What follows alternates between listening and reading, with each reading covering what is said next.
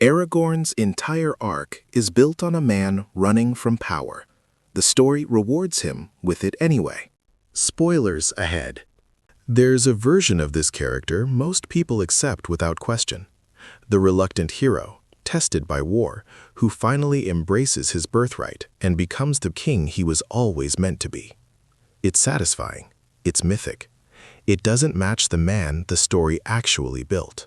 To understand the contradiction, you have to start with what Aragorn wants. Not what the prophecy wants, not what Elrond wants, not what the narrative structure of a fantasy epic demands. What the man himself, through his choices, reveals about his own desires.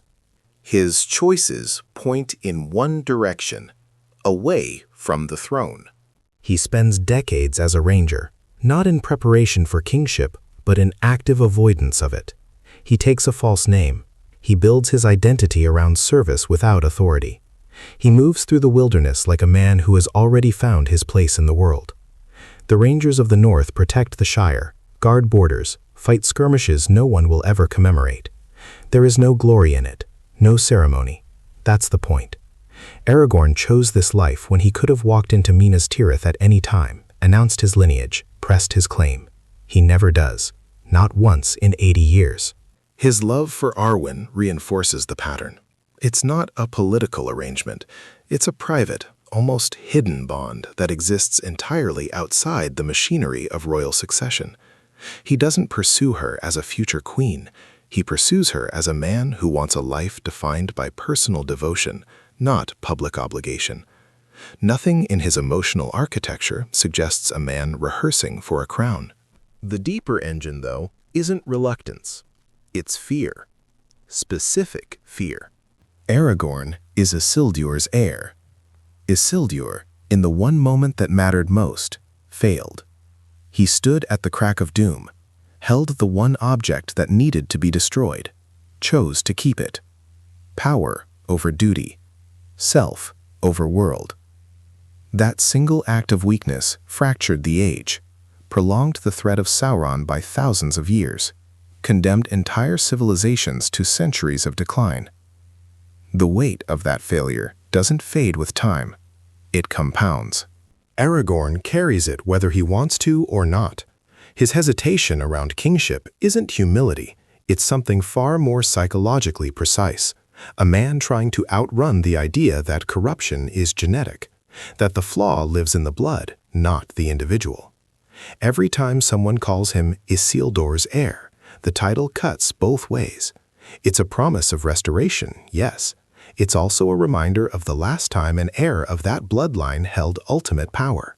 The result was catastrophe. This is the hidden logic beneath the reluctant king archetype. He doesn't feel unworthy in some vague, modest way.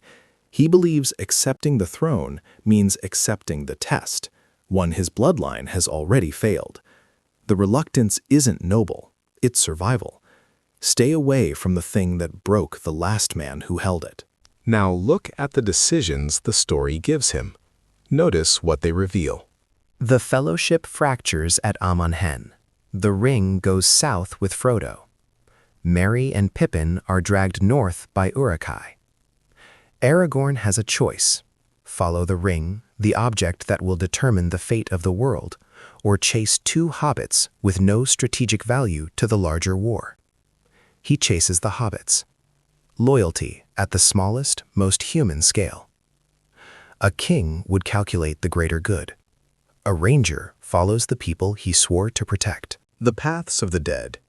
On the surface, this looks like a king's move, invoking an ancient oath, commanding the dead to fulfill their pledge. Look closer. Aragorn doesn't take that path from a position of royal authority. He takes it because every conventional option has collapsed. Rohan is riding to Gondor.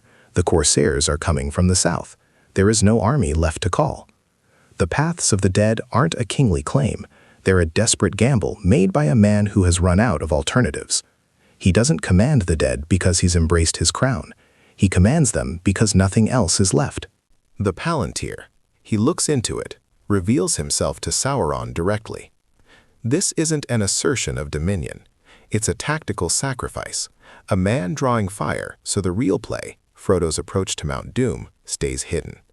He uses himself as bait. That's not how kings operate. Kings send others. Rangers put themselves on the line. Every major choice is a ranger's move. Leadership through proximity, instinct, personal sacrifice. Never through decree, never through institution. The distinction matters because the story ultimately asks him to become something his behavior has consistently rejected. There's a scene in the extended films that captures this perfectly.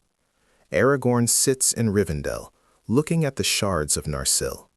He doesn't pick them up. He doesn't hold them reverently. He looks at them the way someone looks at an inheritance they never asked for, a debt someone else incurred that somehow became theirs to pay. That moment tells you everything about how this man relates to his own lineage. It's not aspiration, it's dread wearing the mask of duty. So why does the coronation happen? Middle-earth isn't built on psychology, it's built on mythic structure. Tolkien's world operates on a deep logic of restoration. The rightful king returns, the land heals, the age turns. The return of the king isn't a character study, it's a cosmological event. The world needs a king to be whole again. Aragorn is the vessel for that need. Tolkien was writing something older than character arcs. He was writing myth. In myth, the king's return isn't about the king's feelings. It's about the land. The crops grow again. The dead rest. The walls stand. The individual psychology is irrelevant to that function. Aragorn doesn't need to want the crown for the coronation to work within Tolkien's framework. The world needs him to wear it. That's enough for the myth. It's not enough for the character. The problem isn't that coronation is bad storytelling. The character the story built, through 80 years of choices, never once behaved like a man moving toward a throne. The ending serves the world, it doesn't serve the man. There's a fracture between the myth Tolkien was completing and the person he accidentally made too real, too psychologically coherent, to disappear inside the archetype. What would a psychologically consistent ending look like? It starts the same way. Aragorn fights at the Black Gate. He survives. The war ends. The crown is offered. Everything the prophecy promised is waiting for him. He says no. Not as performance, not as false humility or dramatic refusal. He says no because he has spent a lifetime proving that the best version of himself operates outside the walls of power.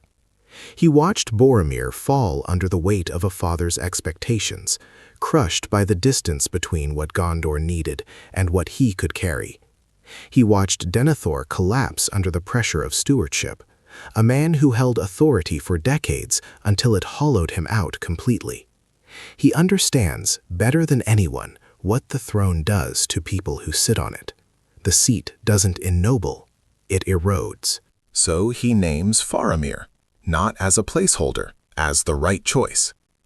Faramir was offered the ring. He turned it away without hesitation. No internal struggle, no drawn-out temptation. He simply recognized what it was, understood what it would cost, let it go. He already demonstrated the one quality Aragorn fears he lacks, the ability to hold power without being consumed by it. If the test of kingship is resisting the corruption that comes with authority, Faramir has already passed it. Aragorn has spent 80 years avoiding the exam entirely.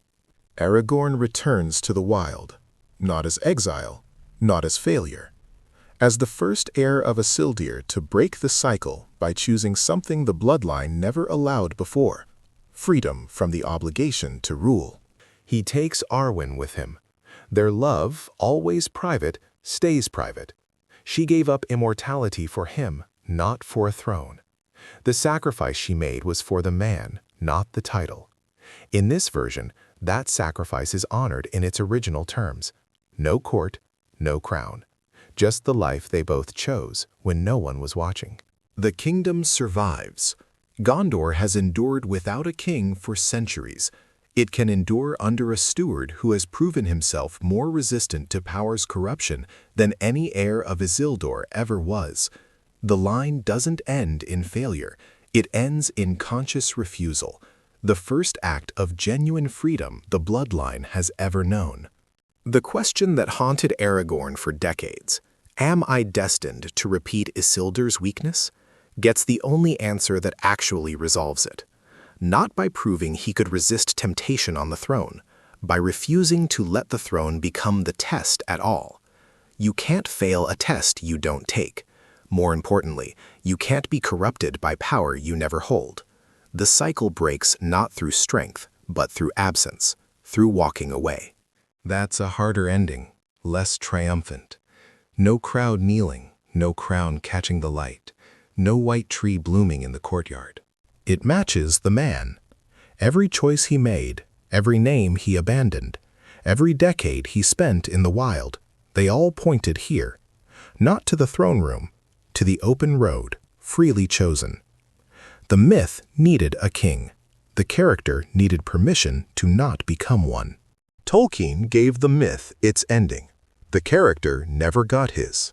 That gap is the narrative error.